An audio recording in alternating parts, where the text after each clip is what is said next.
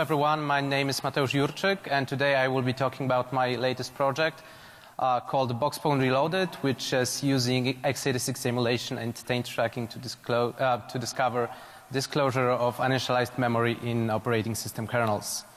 So the agenda for today is first off to briefly start discussing the communication between user and kernel mode in operating systems and what are the common pitfalls that are related to them, and then introduce the Bochspwn Reloaded project, the principles behind it, how it works in general, and how it uses the full system emulation to discover any kind of bugs. Then I will talk about the system-specific approaches, which are specific to both Windows and Linux, which are the two operating systems that I analyzed.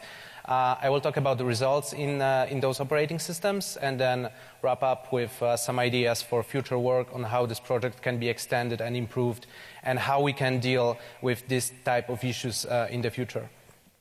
A few words about myself. I am a low-level security researcher, interested obviously in all sorts of vulnerability research and software exploitation. I work at Project Zero at Google. In my spare time, I play in CDFs as part of the Dragon Sector team, and I have a blog and Twitter where I post some of my research as well. So yeah, let's start with some basics very quickly about the user and kernel communication. So as you all know, user applications run independently of other programs and independently of the kernel. And whenever they actually want to do something in the operating system, they call into the kernel to request the operation that they want to do. And when they do it, the ring-3 memory, which is the shared memory between the user and kernel mode, is used as the data exchange channel. So this is how it looks on a simple graph. So we have the user mode program, which wants to perform some operations. So it writes input data to the shared user mode memory.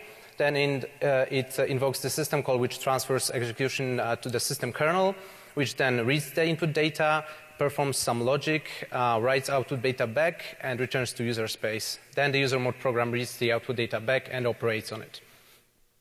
So in this presentation, we're mostly interested in these two stages of the system kernel, first reading input data and then writing output data, and especially in the second part. So let's imagine a perfect world where the kernel doesn't have any bugs. So we would like, in this perfect world, for the kernel to only read every memory unit once within the scope of a system call, and then write to it also at most once after it is done with all of the system call logic, do it in a secure manner, and only write data that is intended for user mode. So that is the state of the perfect world that we could imagine, but of course we have reality instead. So these assumptions that I mentioned can be broken in a number of ways. So for example, we can break the assumption that every memory unit is read from at most once. It may happen that memory is actually read more than once. This was the subject of the original Bochspwn research that we performed 4 years ago with Genvale Coldwind. And the possible violation is that we have 2 or more fetches from user memory, which may allow some race conditions to break code assumptions, which can lead to buffer overflows, write word conditions, arbitrary reads, all kind of badness. So this original research resulted in discovering more than 40 vulnerabilities in Windows, and yeah, so we wrote quite a few papers on this subject, on both trying to find these kind of double fetches and also exploit them. This research was also presented here at Black Hat. We can also break the other assumptions in a number of ways. So for example, we can have like unprotected accesses to user mode pointers in the kernel. We can have multiple writes to a single memory area, which can also indicate that something fishy is going on in the kernel. We can have reading from the user mode address after already having written to it, which is also kind of fishy, because why would a kernel do it? And there are some other behaviors which can raise an eyebrow. For example, accessing ring-3 memory within very deeply nested call stacks, or with the first enabled exception handler very high up the call stack. These are also some weird behaviors that could happen. But the subject of this talk is actually this part about only writing data that is intended to be used by user mode. So that's what we will focus on. So writing data to ring-3 happens in general in 4 different cases. So we have system calls, which exist in all operating systems that we're interested in. We have IOCDLs, which are also a special case of syscalls, but they have often dedicated output mechanisms, so we can consider them differently a little bit. We have user mode callbacks, which are a mechanism which is specific to Windows and Win32K graphical subsystem. And we finally have exception handling, where the kernel has to build an exception frame on the user mode stack, so then it also writes to the user mode memory. So let's go back a little bit and think about when writing uninitialized memory or some kind of unintended memory to user mode can happen. So we have this easy problem on the example of a fake Windows system call implementation here of writing an uninitialized value of a primitive type variable. So here we have a system call which calculates the multiplication of 2 of a value. And of course, as we can see, the local output value is not initialized if input value is equal to 0. So then we are leaking basically four bytes of initialized kernel stack memory back to user mode. So this, of course, can happen and will happen, but this is not as bad as it seems, because first of all, it's not a very trivial bug to make for developers. Compilers will often warn about instances of such issues. It doesn't leak too much information because it's just a single variable, and it very well may be detected during development as well because it may be a functional bug. So this is not so bad. But we have many other definitely harder problems. So first of all, we have structures and unions, which are used in C and C++. So here in this example, we have a structure which has 3 fields which are being used to output some memory to user mode. So the two of the fields in this structure are initialized because they are used by the system call, but the third one is reserved. So it's not initialized by default, kind of by design. But still, it's allocated in the kernel's stack, and it's still output back to user mode. So it's leaking some data within that field. Furthermore, we have unions which can have fields and types of fields that have different sizes. So here you can see that we have one D word and one Q word, and only the D word is initialized here, which leaves the other 4 bytes uninitialized, and they are also leaked back to user mode in the uninitialized state. And furthermore, we have structures which have padding holes inside. So we have a D word followed by a Q word. But since the Q word has to be 8-byte aligned, the compiler inserts a padding hole of 4 bytes, which in this code are also not initialized properly and output to user mode. So we have, as I said, different problems related to the structures and unions. First of all, they are usually copied in memory entirely using functions such as memcopy and sizes calculated by the size of operator. They have often many fields, so it's either easy to forget about setting some of them, or they may be not set by design. We have padding holes. We have, as I said, different sizes in unions. And worst of all, compilers don't really have too much insight into structures, especially when they are dynamically allocated from the heap or pools, and also because of the fact that they are often copied using functions such as memcopy. Then we have another problem related to fixed size arrays. So here we have an example of a system call which returns the path to the system on file system. And as you can see, we have this huge array which is allocated from the stack, but it's only partially initialized with the relevant string that we want to return. But the kernel still returns the whole array with more than 200 uninitialized bytes inside. And we have a lot of instances of such long fixed-size buffers in the Windows kernel, which are used in the exchange of data between user and kernel mode. They are used for paths in the file system, for names, identifiers, etc. And most often, even though these buffers are fixed in size, the length of the content inside is variable, and usually most of the storage used by the array is actually not used at all. And the other problem is that these arrays are often part of structures which makes it even harder to only copy the relevant part of the string to user mode. Also the bad thing about this is that since this array can be very huge, they can also leak a lot of data from the kernel to the user space at once. And then we have yet another problem which is kind of specific to Windows, but not only. So even though we have this system call which only returns 12 bytes in total in 3 magic D words, It allows the user mode caller to specify the length of the output buffer, and it allocates a number of bytes that is requested by the user mode caller. And even though it only writes a limited number of bytes into the buffer, it copies this kernel mode buffer in a whole back to user mode. So we also end up with a lot of uninitialized data here. This is also very common in Windows, as I said.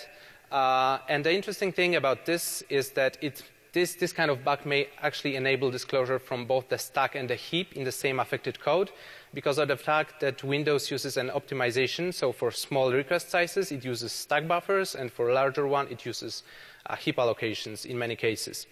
And it often leads to large leaks of controlled number of bytes. And the worst thing is that in this particular case, it could be possible for the user to actually be able to specify the size of the allocation that is being leaked. So it may enable an attacker to try to collide with interesting objects in kernel mode memory in order to leak something interesting. So apart from all of this, we have some more factors which contribute to this whole problem. So first of all, neither Windows nor Linux actually pre-initialized allocations on the stack or heap by default. Of course, there are a lot of exceptions, mostly in Linux, such as the casealloc function, the GFP0 flag, etc. But in general, allocations are not initialized by default. A recent change in Windows from a few months ago is that some allocations used for IOCTL I/O buffers are initialized now, but that is something that was not true 2 months ago. But the general rule still stands. And as you can see here in the screenshot, even the official documentation of the xallocate pull with tag Windows function warns about the fact that allocations returned by this function contain uninitialized memory, and if the code wants to return it to user mode, it has to memset it first. Another factor is that there are no visible consequences of this kind of behavior. So even though C and C++ don't really make it easy for the code to copy data securely between security domains, there isn't any punishment if you fail to do it correctly. So, even if the kernel discloses a few uninitialized bytes in one syscall or another, nothing will really crash in most cases. And so no one will discover this bug. And so, as a result, if a kernel developer is not aware of this bug class, and they are not trying to actively prevent it, they will probably never kind of find out because the code crashes or something doesn't work. So it's a very silent type of bug. Yet another factor is the fact that it might be not very easy to discover that any leaks from kernel mode are actually taking place, because some of them could be hidden behind the user mode system API. So even though data is actually leaked from the system kernel back to user mode, in general, the original caller of the system API might not see this data at all. So yeah, when it comes to the severity and considerations of these bugs, you can say that they are not very severe because it's just local info leaks. There is no memory corruption taking place, no remote exploitation involved by nature, and etc. But the actual severity depends on what we manage to leak out of the kernel. This can be addresses that we can use for further exploitation of other vulnerabilities, or it can be some sensitive data that we can use more directly to elevate our privileges in the system. But on the positive side, from the attacker perspective, these bugs are mostly silent and transparent, so we can try to exploit them basically indefinitely and very silently without ever worrying about the system going down or someone actually discovering that something fishy is going on. So as I said, these bugs are mostly useful in practice as a single link in a full exploit chains for local privilege escalation, especially given how much effort is actually being put into protecting kernel address space information in Windows. And one real-life example of this would be an exploit found in the hacking team dump 2 years ago. So in order to exploit another vulnerability, they used a pool memory disclosure, which leaked the base address of the win32k.sys driver. And so, yeah, it was used in practice. And at the same time, a few weeks before all of this came to light, a Project Zero researcher Matt Tate also discovered this independently and reported it. So yeah, when it comes to the benefits of this kind of disclosures, you have to consider them separately when it comes to whether they are stack or heap disclosures. So when it comes to stack, these are consistent and immediately useful values because you know, this is the type of data that is being stored on the stack. So we have things like addresses of the kernel stack because of the stack pointers. We have heap addresses. We have addresses of executable images because of return addresses. We can leak the values of stack cookies, which can be then used to exploit a stack buffer overflow. We have some syscall-specific data that is used by services called directly before the leaking syscall. And also, interesting thing is that we can sometimes leak data of interrupt handlers if they happen to trigger in the same context as the exploiting thread. But that's only on Windows 7. On the other hand, when it comes to heap disclosure, we have kind of less obvious memory, because it's not always just pointers to the stack and to executable images, but we have more potential to collide with something that is more sensitive. So of course we have addresses again of the heap and potentially of executable images, but we can collide with virtually allocations of any active kernel modules related to the disk, networking, video, etc. Interestingly, there hasn't been too much work within that space on Windows. So according to my best knowledge, people have started to take interest in this kind of issues something like 2 years ago. So we have this one issue in Project Zero Tracker discovered by Matt Tate. Then we have a presentation given by Wandering Glitch last year about several uninitialized memory disclosure bugs fixed in 2015. And we have two more. We have a presentation from this year from Consequest, which doesn't really concern this subject, but mentions that there are some leaks in Win32k user mode callbacks. And also we have this work from just last month from two researchers, which also collided with my research and tried to find some of info leak bugs in the Windows kernel automatically. On the other hand, the problem seems to be much better well known on Linux. So already 7 years ago, Dan Rosenberg apparently went on a rampage and killed several dozen, I think more than 20 info leaks in various subsystems. He presented some of this work in a presentation given by him and Jon Oberide in 2011. And then there are also a lot of other commits provided by different security researchers who discovered this kind of bugs throughout the history. So this problem seems to be much better well known and well understood in Linux than it is on Windows. Probably because of the fact that Linux is open source, so you can more easily find this kind of stuff there. So let's look into the design of the tool now. We'll start with a quick description of Box, because Bochspwn Reloaded is based on the Box emulator. It's a full emulator developed by Intel. It has a full implementation of the CPU. It has support for all of the latest features of the CPU, all of the extensions such as SSE, AVX, and stuff like that. It also has all basic peripherals, so you can just run a full operating system on this single emulator without any problems. And the good thing is that it also provides an extension instrumentation API, so we can in addition to just running the system, we can look into how it works and we can change its behavior in any way we want. In terms of performance of this emulator, since it's a full software emulator, the performance is not very good. So here we can see that at the point of taking the screenshot, it was executing about 40 million instructions per second, so that's not too much.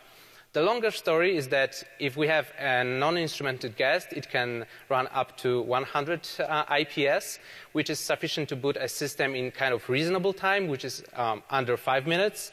And when we do it, the environment is fairly responsive. We can, use the system, move the mouse, open some applications and stuff like that. When we add some instrumentation on top of that, we have some overhead depending on what instrumentation we write. In my case, in case of Bochspwn Reloaded, the performance drop was to around 30 to 40 million IPS, which was still kind of acceptable for research purposes, so I can still interact with the system and get some visible results. But when interacting with Box, we actually have to put a lot of effort into making sure that the logic that we're implementing in the instrumentation is as simple and as fast as possible.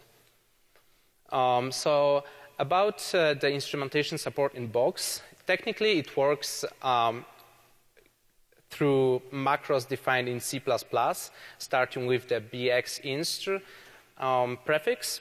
And we have a lot of callbacks to actually choose from. So we can execute our own code on initialization of the virtual machine, shutdown, before and after executing an instruction, on linear and physical memory access, on exceptions, interrupts, and stuff like that. So we can control everything that is going on in the system.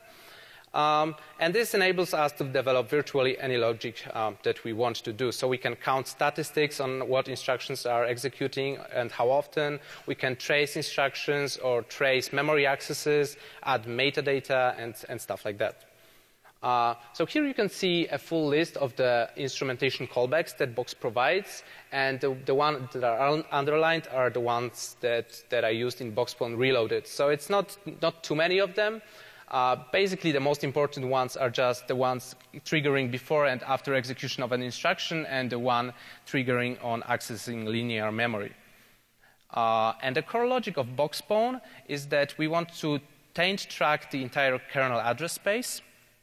And in order to do it, we need to first be able to send taint on new allocations that are being performed in kernel mode, both from the stack and the heap. Then we want to be able to remove taint when memory is freed. Of course, we want to propagate taint in memory, and then most importantly, we want to detect when some uninitialized memory is copied from the kernel space to the user space. Apart from that core functionality, it's also good that we are able to reproduce the bugs and analyze them somehow. So in order to do that, we want to also keep track of all the loaded guest kernel modules, so we know which driver is triggering the bug. We will also want to read full stack traces to be able to deduplicate the bugs, not to run into the same vulnerability all over and over again. Of course, it's good to also symbolize the call stacks to have pretty reports that we can analyze. And finally, we want to break into kernel debugger attached to the guests when an error actually happens so that we can interactively try to see what's going on in the system. Here you can see a representation of the shadow memory. So we have the guest OS memory divided into user land and kernel land. For every kernel land byte, or rather, we have a mapping of a full mapping of the shadow memory corresponding to the kernel land, and then every memory unit is described by a few variables. Of course, we have the taint bit, but also we have information about what is the base address of the allocation that this byte belongs to. We have the information about where this byte was allocated in the kernel and stuff like that.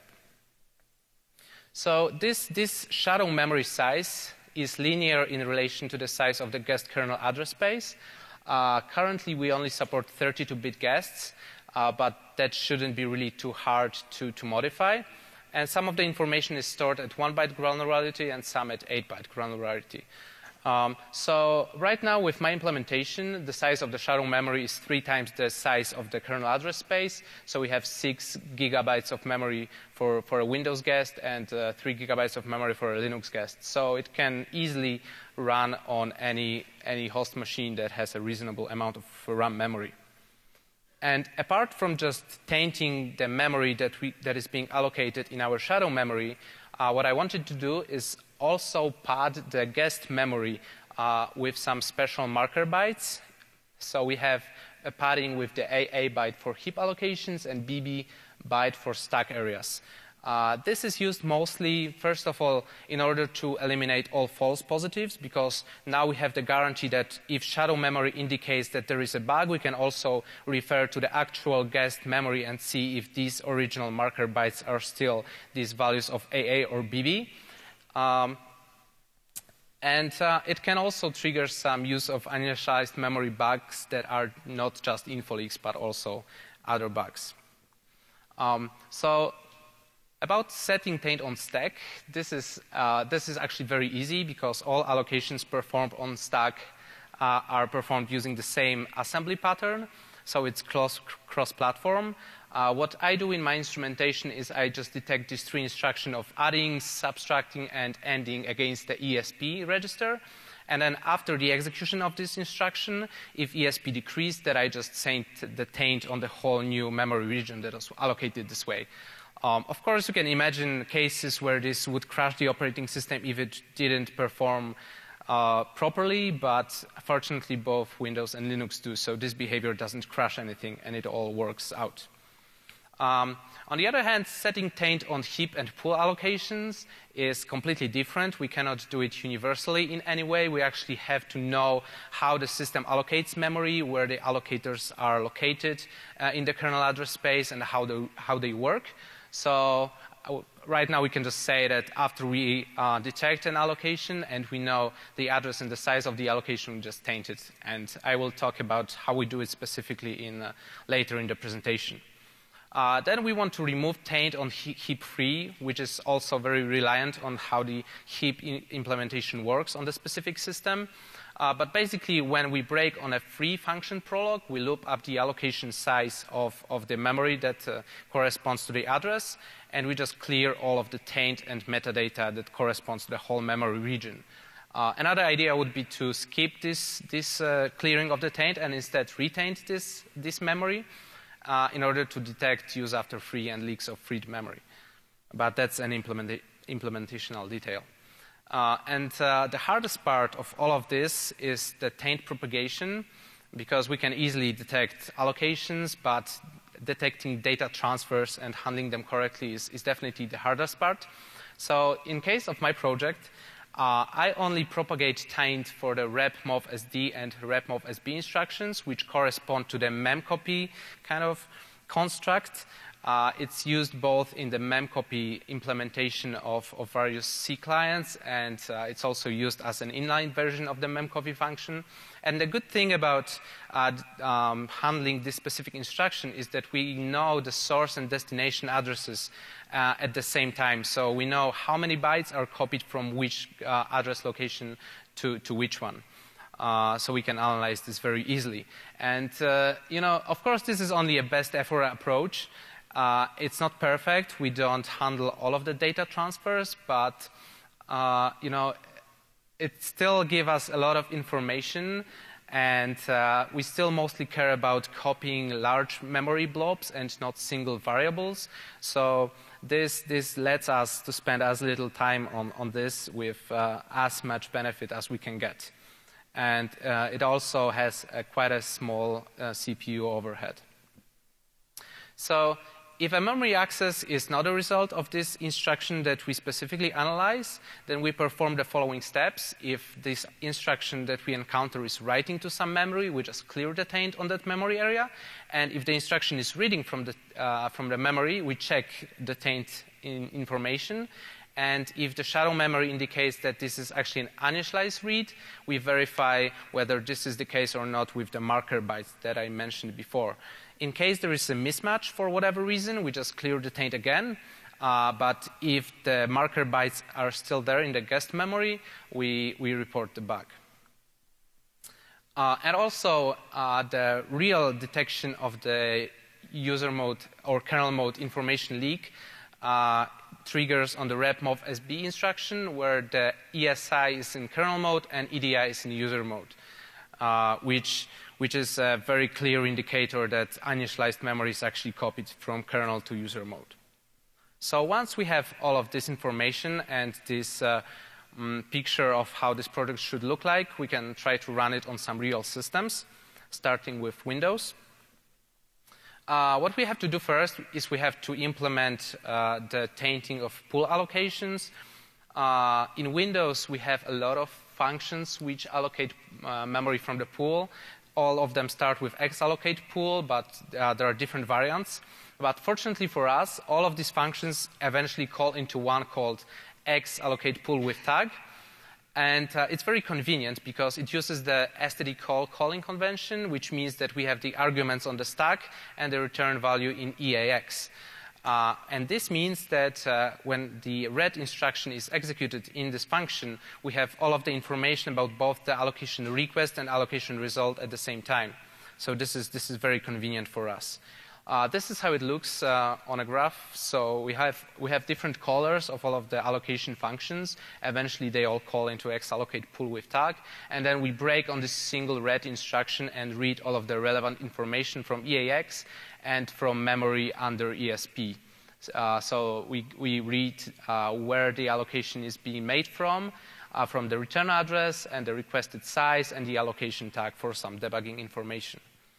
And then we also break on the x-free pool with tag function, this time in the prologue of the function, and we just read the address of the region that is being freed in order to clear the taint. Unfortunately, there are some corner cases which we also have to take into account in order to find all of the bugs. So, for example, in Windows, we have some optimized specialized allocators, such as the one used by Win32K. So there is this allocator which, first of all, tries to return a cached memory region that is pre-allocated, and after only it is busy, the actual Windows kernel allocator is used. So, and it's called from quite a few locations, so we have to take care of that. But what we can do is we can just simply patch this function to always use the system allocator instead, and we're good to go. When it comes to propagating taint and detecting bugs in Windows, we are quite lucky because the memcopy function that is used by the Windows kernel actually uses the repmovsb and repmovsd function instructions. Sometimes they have some optimizations that we have to care about. So, for example, in Windows, if the copy size is less than 32 bytes, then mov instructions are used instead of repmovsb or repmovsd, but we also can just modify that in assembly. So in general, as a result, tracking most transfers of data blobs in Windows works out of the box with the approach that I mentioned before. I'm not sure. Oh, you can actually see that quite well. So I created a small visualization of the whole address space in Windows 7. So here you can see the whole 2 GB kernel address space over time. This is an image which is of dimensions 1024 by 512. Each pixel is a single memory page, and so these pages that have some stack memory taint are marked in green, and the pool ones are marked in red. So now we can see that what the patterns are in Windows when it boots up and when you start some of the applications in Windows. So that's 40 minutes of runtime. A new snapshot was being taken every 20 seconds here. So I find that quite interesting myself. And here you can see the similar image on Windows 10, over 120 minutes with a snapshot taking every 60 seconds because the boot time was much longer on the box emulator. So you can see that much more memory is consumed by the operating system, and the patterns in which memory is allocated is also quite different. When it comes to other technical details, such as keeping track of processes and threads, it's very simple. It's the same as in the original Bochspwn from 4 years ago. It's just about traversing a single linked list of modules in the kernel address space. And the same goes for keeping track of loaded kernel modules. You also just have to go through a list of descriptors and note the values there. So here we have an example of Bochspwn that was generated in an actual runtime. So you can see all of the information that we have about the bug that happened. We have the address of the memory that is being read. We have the information about the process. In this case, it's explorer.exe. We have the faulting instruction, which, as I mentioned before, can only be repmovsd in this case. And we have information about where the memory region was allocated. In this case, it was just a generic function inside of Win32K, and the stack trace of where this happened. So this is all very good, and it looks very nice, but it was a very simple example, and there are much more complex examples where we have a bug, but it's not just 2 stack frames, it's actually like 30 stack frames, because the bug happens inside of an IOCDL handler, someone very deep inside of the kernel.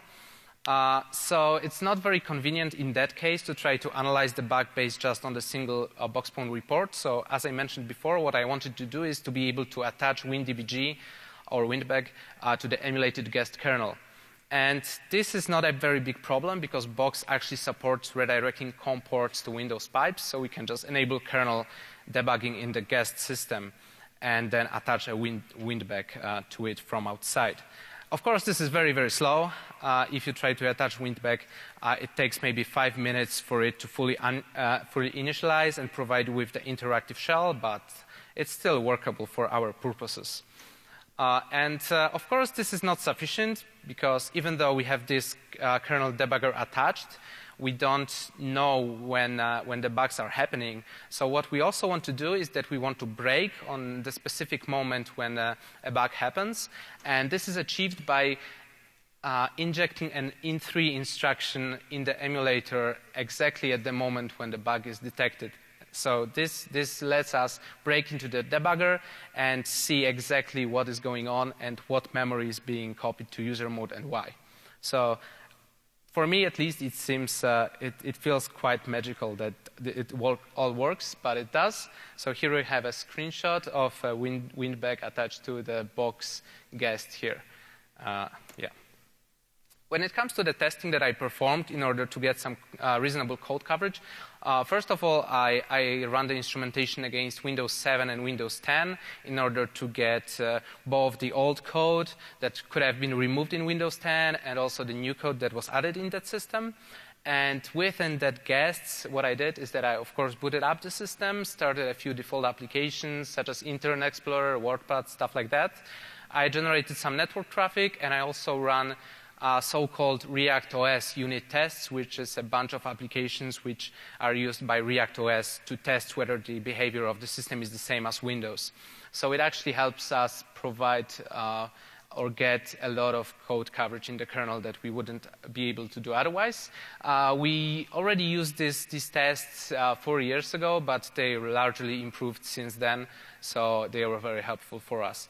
But of course, even though we did all of those things, it's still not the perfect amount of code coverage that we can get, so it's still a major roadblock in every effective usage of full system instrumentation because we can find only as many bugs are actually triggered on the system. So let's look into the results. This is the results on a single slide. So it's a couple of screenshots from Microsoft bulletins from the last 4 months. The summary is that we found so far 30 vulnerabilities. 13 of them were from the pools and 17 from the stack. So it's quite evenly divided. And we can see here the pool ones were triggered in a number of kernel drivers. So we have both the core NTS OS kernel, we have Win32K, we have a bunch of, partition manager drivers, volume manager drivers, stuff like that. And the root causes of those bugs are also very diverse. So we have bugs caused by structural alignment, Unicode string alignment, padding holes, and a lot of different things. And also the amount of bytes that were leaked is also quite diverse. So it ranges from just a single byte to over 6 kilobytes of information at a single request. And then we have the stack disclosures as well from a number of functions. They are also diverse. For some of them, I wasn't really able to figure out what the reason for the leak was. But yeah, it's still quite a lot of them, so it's an important problem. Once we detect these bugs, we want to reproduce them, of course. And this is another important problem that we have to look into. So In order to reproduce the pool info leaks, what I did is that I used a regular VM in order to make sure that this bug is not specific to Box, but also a normal environment. What I did is that I just found out which driver was making the allocation that is being leaked to user mode, and I already had this information from the metadata. I enabled special pools for that module, reboot the system, and then started the POC twice. And then I could observe a repeated marker byte at the offsets where the data was leaked. So this is how it looked like for the volume disk extent vulnerability. When I run it the first time, you can see 39 marker byte, but then when I run it again, it's another byte. So you can easily see where the leak is actually taking place here. When it comes to stack info leak reproduction, that is much more difficult because there is no official or documented way of padding stack allocations with marker bytes.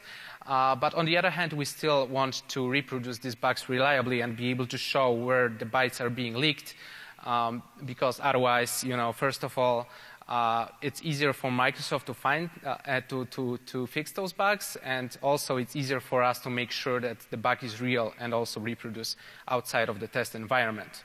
What we can do in this case is that we can use stack spraying. This is a technique that allows us to spray the kernel stack with some controlled memory. And it works thanks to the fact that Windows uses optimization of using local buffers for small requests. And some of the system calls actually have very large buffers for storing optimized local data. So we have this system call called anti-map user physical pages, which allows us to put 4 or 8 kilobytes of controlled data on the stack. So it's very convenient. So this is illustrated here. First of all, what we do is that we just spray the kernel stack with some easily recognizable patterns, such as the 4.1 byte, and then we trigger the vulnerability, and we see where this marker byte happens to be in our output buffer.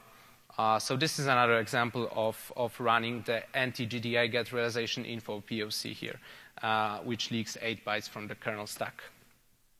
And a quick digression is that if memory marking can be used for bug demonstration, it can also be used for discovery. That's what I at least thought. And the basic idea would be to, first of all, enable special pools for all of the kernel modules, and then invoke the tested system call twice, pre-spraying the kernel stack with a different byte each time. And then we can compare the output of the system call and see if it differs in a reliable way. And the perfect candidate to test in this way is the family of anti-query information system calls, which have a very common structure. So we have a handle to the object that we want to query. We have some information class, which is just a simple integer. And we have a pointer and size of the output buffer. So we can create the object that we want to query, and then we can just brute force pretty much both the information class and the expected buffer size. And there are about 10 such functions which we can test this way. So this looked quite promising, and indeed it turned out that this was a fruitful idea, and I was able to find about 5 bugs this way as well. So it was quite easy. So in summary, the problem seems to have remained mostly unrecognized until now, probably because of the factors that I mentioned before, that it's quite invisible and not obvious to find these bugs. But on the other hand, it's a fundamental issue which is trivial to overlook, but very difficult to get right in the code. So I think it's also a tip of the iceberg. So even though I found 30 bugs so far, there are hundreds of memcopy calls to user mode in the Windows kernel, and every one of them is a potential disclosure. So there are still probably a lot of such bugs lurking in the code base of Windows. And this is especially true in the cases where the size is user-controlled, but the amount of relevant data is fixed or otherwise limited. There are some mitigations ideas that Microsoft could probably implement in some way in order to try to mitigate those bugs.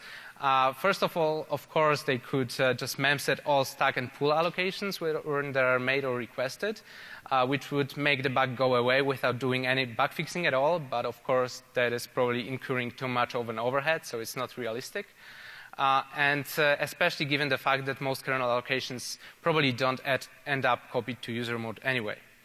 But it turns out that Microsoft implemented a part of this idea by mem-setting the buffered I/O output buffer in the IOCTL implementation just a few weeks ago. So they are definitely looking into this. There are some other mitigation ideas that are more realistic, such as, for example, clearing the kernel stack between system calls. They could also add a new allocator function which just clears the return memory regions before returning them. And they could also just detect which allocations end up being copied to user mode and then only clear those, either automatically or just by adding memset calls manually.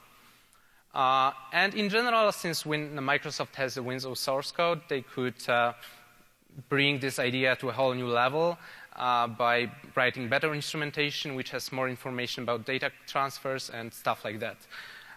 They also have probably mode code coverage that I am able to achieve by just running a few simple tests and starting a few applications, which also means more bugs found.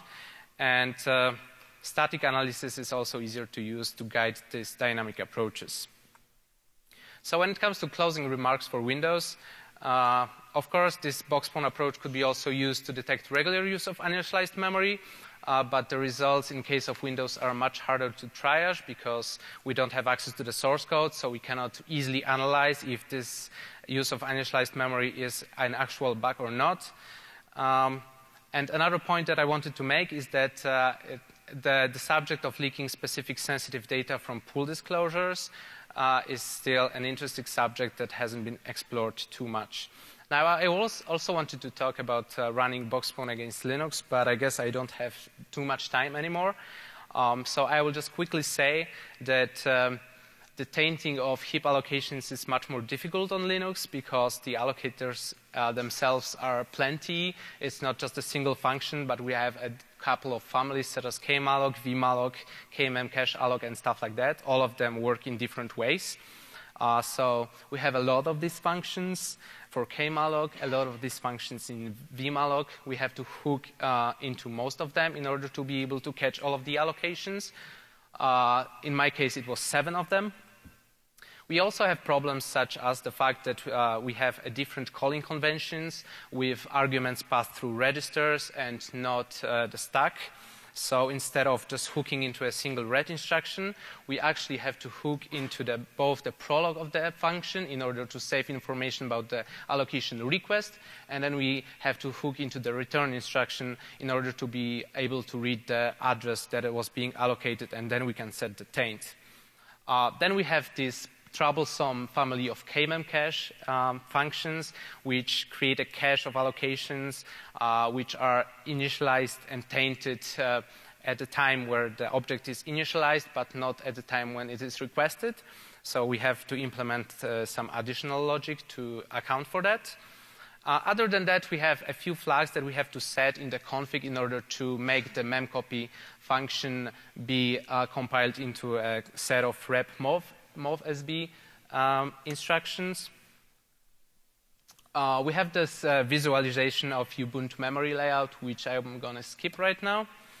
We have a few other config options that we also have to set in order to enable debugging symbols, use the right kernel user address mode split, and disable some of the mechanisms that we don't want to use in the emulation.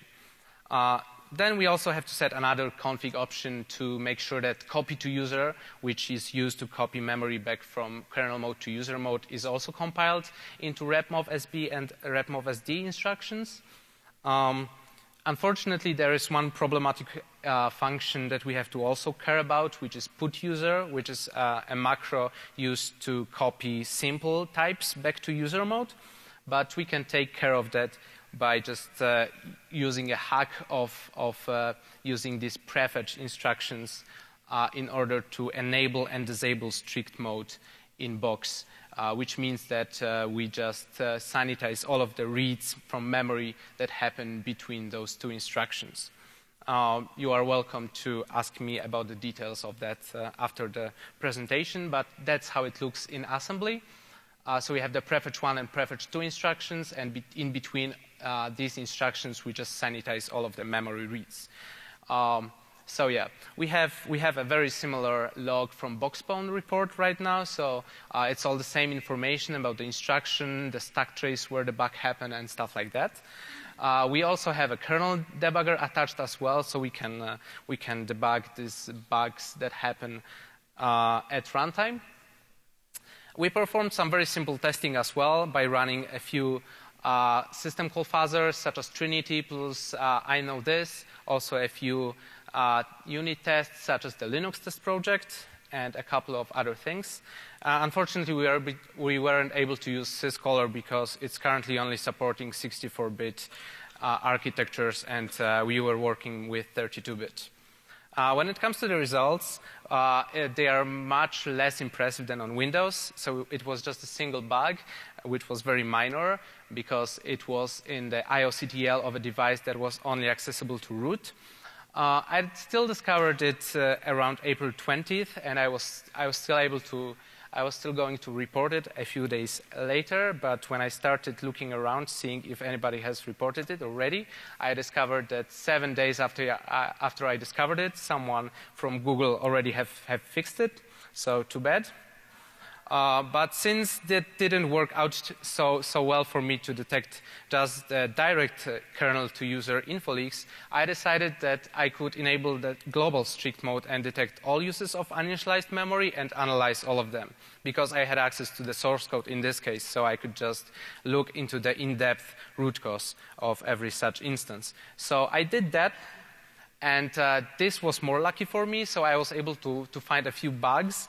One of them actually led to the discovery of an actual kernel info leak in the LLCP sock connect in NFC sockets. The other ones are much lesser. They were still uses of uninitialized memory, but not directly leading to information disclosure. Thankfully, all of them have been fixed now. And as you can see, some of them have also been found by external researchers as well.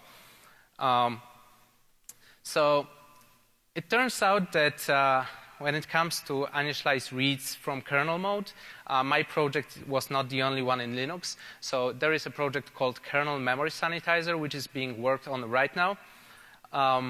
It's called KMSAN. It's developed by Alexander Potapenko, and it has collided on a few of my findings. And the important thing is that it's actually working in a different way. It's adding instrumentation at compile time. It's very similar to projects such as Address Sanitizer, Memory Sanitizer for user mode, and this is the correct way to do it in Linux, but I still wanted to also test my approach on that operating system. So the conclusions in terms of Linux is that here we have a community which has been on top of the problem for the last few years. We don't have so many info leaks here. And even if we find something, it turns out that these bugs seem to be quite short-lived, from my experience at least. Yeah. There is a little bit of future work to be done here. We can run further iteration on Windows. We can try to look into improving code coverage, which is always something that needs to be done. I can also think about improving taint propagation beyond just rep of SB, and implementing support for 64-bit guests, which also should be able to identify a few more new bugs.